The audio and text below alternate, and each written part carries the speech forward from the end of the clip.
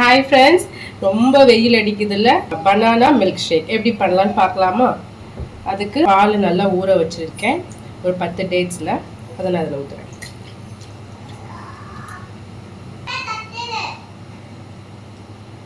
இதுக்கு நல்லா கனிஞ்ச பழமாக எடுத்தீங்கன்னா உங்களுக்கு இனிப்பு வந்து கொஞ்சம் கம்மியாக யூஸ் பண்ணலாம்.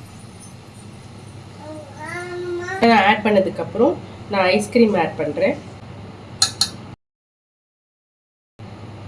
ஓகேவா? காய்ச்சி ஆற வச்ச பால் யூஸ் பண்ணுறேன். நீங்கள் ஃப்ரிட்ஜில் வச்சு பச்சை பாலாக யூஸ் பண்ணுறதை விட இப்படி காய்ச்சி ஆற வச்சு யூஸ் பண்ணுறது ரொம்ப நல்லது. நான் அதை யூஸ் பண்ணுறேன். அரைச்சதுக்கப்புறம் நம்ம மிச்ச பால் யூஸ் பண்ணிக்கலாம், ஏன்னா இதெல்லாம் தெரிக்கும்.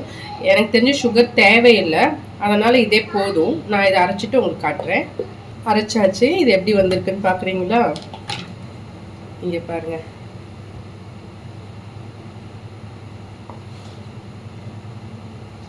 டேஸ்ட் பண்ணி பார்ப்போம்.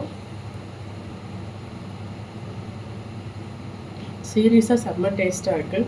கோல்டு இல்லை யாருக்கும் அப்படின்னா நீங்கள் இதில் ஐஸ் க்யூப் கூட ஆட் பண்ணி அரைக்கலாம். சரிங்களா?